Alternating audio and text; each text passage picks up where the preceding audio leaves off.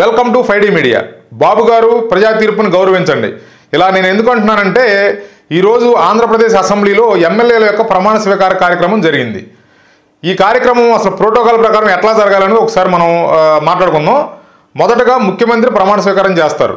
తర్వాత ప్రతిపక్ష నాయకుడైనటువంటి వ్యక్తి తర్వాత ప్రమాణ స్వీకారం చేస్తారు. తర్వాత డిప్యూటీ సీఎం, తర్వాత మంత్రులు, ఇట్లా ప్రమాణ స్వీకారం అనేది ఆర్డర్ అనేది ఉంటుంది. ఈరోజు ఒకసారి ఆంధ్రప్రదేశ్ అసెంబ్లీలో జరిగినటువంటి ప్రమాణ స్వీకార కార్యక్రమాన్ని కనుక మనం గమనించినట్లయితే ఫస్ట్ చంద్రబాబు నాయుడు గారు ప్రమాణ స్వీకారం చేశారు. తర్వాత పవన్ కళ్యాణ్ గారు ప్రమాణ స్వీకారం చేశారు డిప్యూటీ సీఎంగా. తర్వాత మంత్రులు ప్రమాణ స్వీకారం చేశారు. మంత్రుల తర్వాత జగన్మోహన్ రెడ్డి గారు ప్రమాణ స్వీకారం చేశారు. కానీ ప్రోటోకాల్ ప్రకారం, రూల్ ప్రకారం జరగాల్సింది ఏంటంటే ఫస్ట్ ముఖ్యమంత్రి చేయాలి, తర్వాత ప్రతిపక్ష నాయకుడు చేయాలి, తర్వాత డిప్యూటీ సీఎం ఉంటే డిప్యూటీ సీఎం, లేకపోతే మంత్రులు ప్రమాణ స్వీకారం చేయాలి. చేసిన తర్వాత ఆల్ఫాబెటిక్ ఆర్డర్లో ఎమ్మెల్యేలని పిలుస్తారు. పిలిచిన తర్వాత ఆ పేర్ల ప్రకారం పిలిచినప్పుడు వాళ్ళు వచ్చి ప్రమాణ స్వీకారం చేసి వెళ్తారన్నమాట. పార్టీలతో సంబంధం ఉండదు. పేర్ల యొక్క ఆల్ఫాబెట్ని బట్టి, ముందుండే ఆల్ఫాబెట్ని బట్టి పిలుస్తారు. దాని ప్రకారం వరుసగా వచ్చి ప్రమాణ స్వీకారం చేసి వెళ్తారనమాట. కానీ మంత్రులు అయిన తర్వాత ఎమ్మెల్యేలను పిలవాలి. ఎమ్మెల్యేలను పిలిచినప్పుడు ఆల్ఫాబెటిక్ ఆర్డర్ ప్రకారం జగన్మోహన్ రెడ్డి గారిది జే కాబట్టి కొంతమంది ఎమ్మెల్యేలు అయిన తర్వాత ఆయన పిలవాలి. కానీ ఈరోజు సభలో జరిగింది ఏంటంటే మంత్రులు అయిన తర్వాత ఇమీడియట్గా జగన్మోహన్ రెడ్డి గారిని పిలవడం జరిగింది. ఆయన వచ్చి ప్రమాణ స్వీకారం చేయడం, వెళ్ళడం కూడా మీరందరూ ఛానల్స్లో చూసే ఉంటారు. కానీ ఇది ప్రోటోకాల్ కాదు. ఇది ప్రోటోకాల్ ప్రకారం అయితే ఆల్ఫాబెటిక్ ఆర్డర్లో పిలవాలి. ఎందుకంటే ప్రజలు ఇచ్చిన తీర్పు ఏంటంటే ఆయన ఓన్లీ ఎమ్మెల్యేగానే ఎన్నుకున్నారు. ఆయన్ని ప్రతిపక్ష నాయకుడు హోదా కూడా ఇవ్వలేదు ఆయనకి. కాబట్టి ఆయన ఓన్లీ ఎమ్మెల్యే మాత్రమే. అలాంటప్పుడు ఆల్ఫాబెటిక్ ఆర్డర్లో పిలిచి ఆయన్ని ప్రమాణ స్వీకారం చేయించాలి. కానీ ఆయన ముందు ప్రమాణ స్వీకారం చేయించారు. దీనికి పయ్యావుల కేశవ్ గారు వచ్చి వివరణ ఇచ్చే ప్రయత్నం చేశారు మీడియా ముఖంగా. ఆయన ఏమన్నారంటే జగన్మోహన్ రెడ్డి గారి తరపు నుంచి రిక్వెస్ట్ వచ్చింది. ఆ రిక్వెస్ట్ని చంద్రబాబు నాయుడు గారు మ్యాగ్నానమస్తో యాక్సెప్ట్ చేయడం జరిగింది. కొంత ప్రజాస్వామ్య విలువలను కాపాడాల్సిన పరిస్థితి ఉంది కాబట్టి మేము ఆయన ముందు పిలిచి ముందు ఆ రిక్వెస్ట్ని యాక్సెప్ట్ చేశామని చెప్పి ఆయన ఏదో దీన్ని సమర్థించుకునే ప్రయత్నం అయితే చేశారు. ప్రజాస్వామ్య విలువలను కాపాడడం అంటే ప్రజాస్వామ్యం ఏం చెప్తుందో అది ఫాలో అవ్వడం. కానీ మీరేం చేశారు? ఆల్ఫాబెటిక్ ఆర్డర్ ప్రకారం పిలవాల్సిన జగన్మోహన్ రెడ్డి గారిని ముందు పిలిచారు. ఆయన రిక్వెస్ట్ని యాక్సెప్ట్ చేసాము, ముందు పిలిచాం అంటున్నారు. అది ఎట్లా అవుద్దండి? ఒకసారి మీరు ఆలోచించండి. ఇది ప్రజాస్వామ్య విలువలు కాపాడినట్టు కాదు కదా. ఆల్ఫాబెటిక్ ఆర్డర్లో ఆయన ఎమ్మెల్యేగా మాత్రమే పిలవాలి, ఎమ్మెల్యేగా మాత్రమే ప్రమాణ స్వీకారం చేయించాలి. అందువల్లే నేను బాబు గారు ప్రజాస్వామ్య విలువలు కాపాడండి అని చెప్పి నేను రిక్వెస్ట్ చేయడం జరుగుతుంది ఆయన్ని. అట్లాగే ఇంకొక విషయం ఇక్కడ మనం గమనించాలి. మీడియాతో మాట్లాడుతూ పయ్యావుల కేశవ్ గారు ప్రజాస్వామ్య విలువలను కాపాడే ఉద్దేశంతో ఆయన ఒక పదం వాడారు.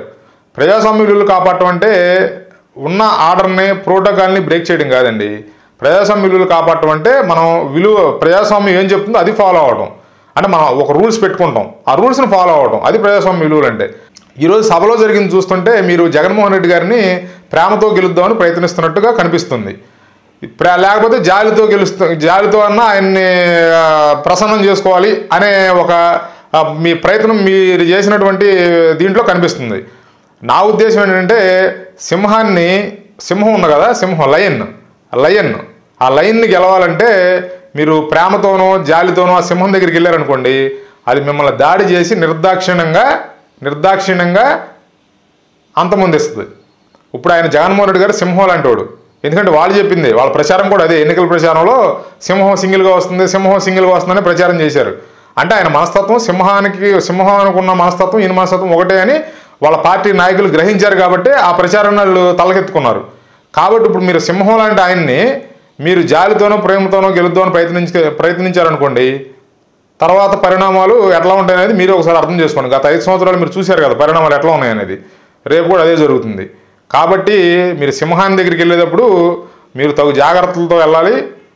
వీలైతే ఒక వెపన్ తీసుకుని వెళ్ళాలి. సింహాన్ని కంట్రోల్ చేయాలంటే మీ దగ్గర తగు జాగ్రత్తలు ఉండాలి, ఒక వెపన్ ఉండాలి. లేకపోతే నిర్దాక్షిణ్యంగా మిమ్మల్ని అంతమొందిస్తుంది. దయచేసి ఈ విషయాన్ని గుర్తిస్తారని నేను ఆశిస్తున్నాను. అట్లాగే ఈ వీడియోలో ఇంకో క్వశ్చన్ చెప్పాలండి. నేను ఈ మధ్యకాలంలో చేస్తున్న వీడియోలకి బాగా నేను వీడియోలు చాలా కాలం నుంచి చేస్తున్నాను, కానీ ఈ మధ్యన చేస్తున్న వీడియోలకు బాగా రెస్పాన్స్ వచ్చిందండి. కొంతమంది బూతుల మీద డిపెండ్ అయ్యి యూట్యూబ్ ఛానల్ నడుపుకునే వాళ్ళు, బూతులు తమ్మనేళ్ళు పెట్టుకునేవాళ్ళు, అలాంటి వాళ్ళు కొంతమంది ఏంటంటే నా ఛానల్ మీద కన్నేయడం జరిగింది. మన ఛానల్కి ఏంటంటే రిపోర్ట్లు కొడుతున్నారు అన్నమాట. రిపోర్ట్లు కొట్టడం వల్ల ఏంటంటే గత 2 రోజుల నుంచి నా ఛానల్ ఫ్రీజ్ అయిపోయింది. అంతకుముందు వీడియో పెడితే మినిమం రెస్పాన్స్ అనేది వచ్చేది వ్యూవర్స్ నుంచి.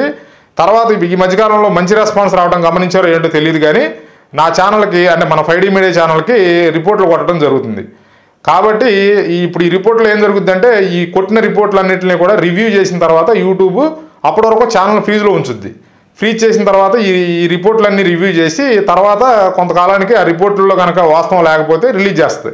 ఎందుకంటే మన దాంట్లో అబ్యూజివ్ కంటెంట్ ఏమి ఉండదు. కనీసం ఒక బూత్ మాట కూడా నేను మాట్లాడను, ఉన్న ఫ్యాక్ట్ మాట్లాడతాను, ఫ్యాక్టే చెప్తాను. కాబట్టి ఆ రివ్యూలో యూట్యూబ్ ఆ రిపోర్ట్ల మీద రివ్యూ చేసినప్పుడు మన ఛానల్ ఫ్రీజ్ నుంచి అన్ఫ్రీజ్ అవుద్ది. అయినప్పటికీ కూడా అప్పటి వరకు మన ఫ్రీజ్లో ఉంటుంది. మనం పెట్టిన వీడియోలు మీకు చేరవు, నేను పెట్టిన వీడియోలని పబ్లిక్ చూడరు అనమాట, వ్యూస్ రావన్నమాట.